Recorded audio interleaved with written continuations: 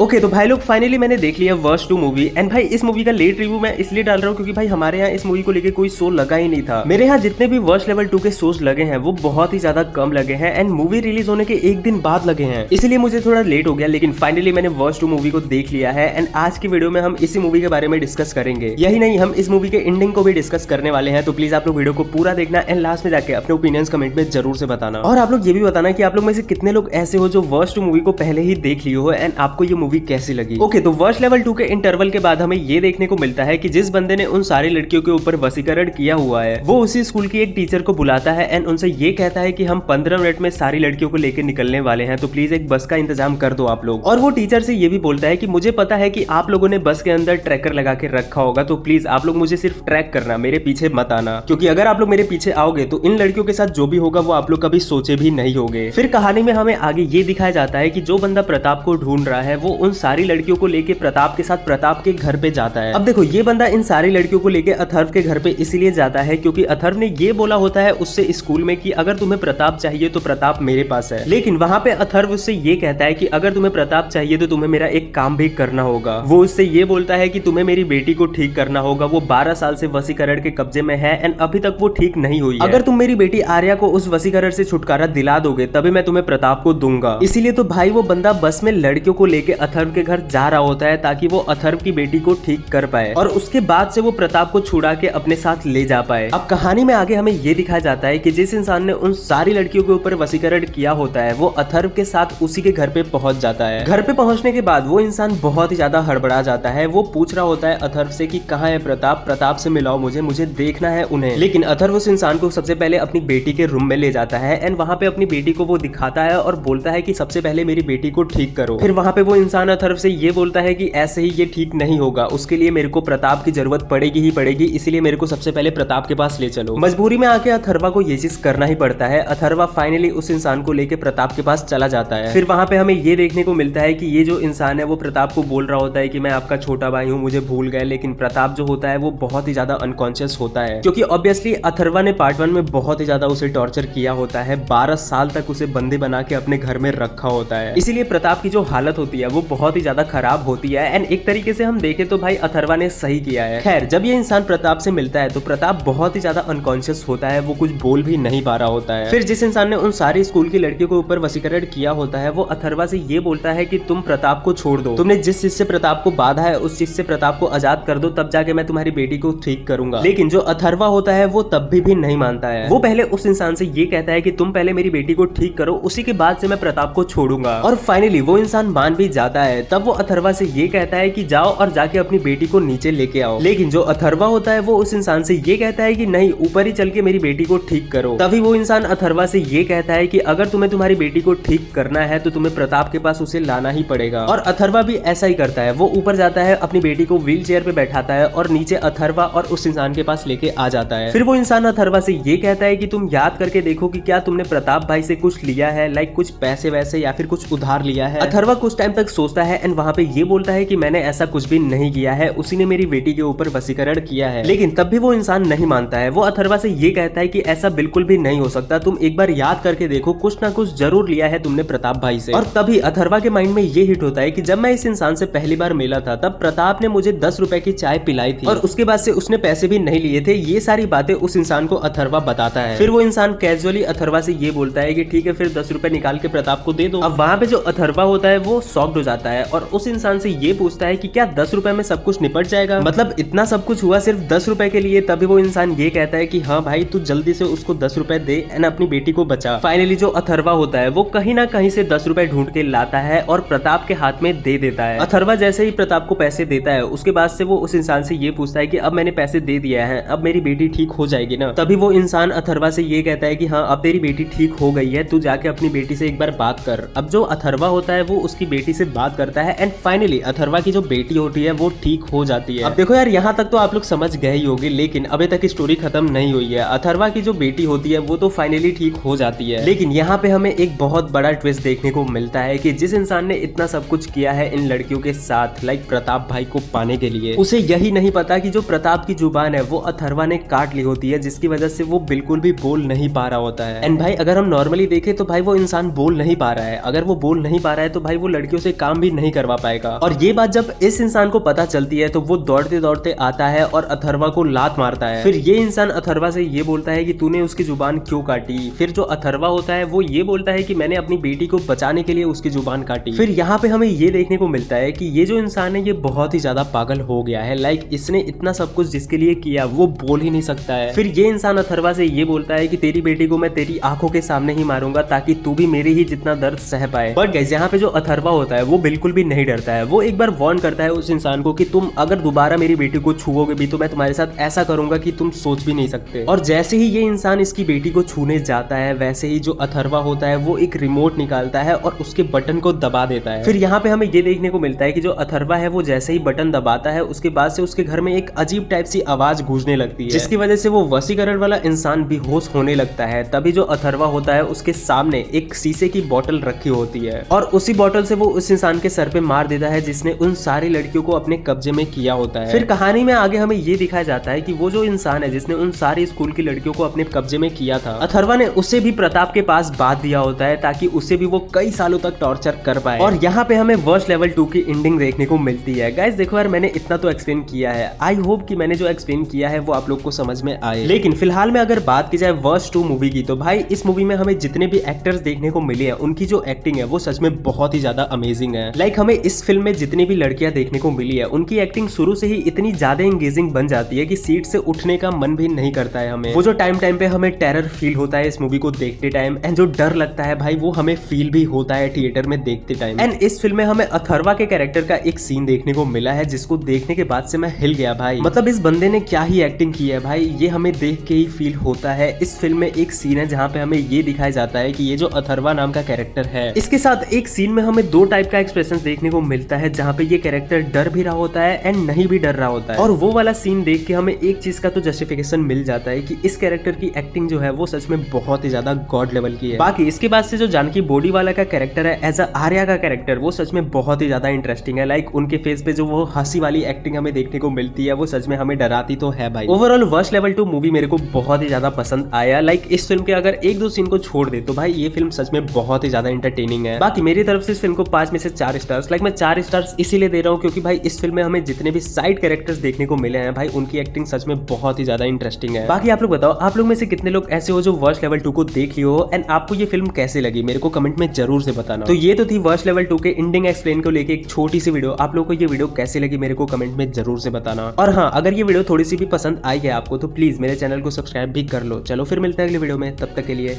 Bye bye.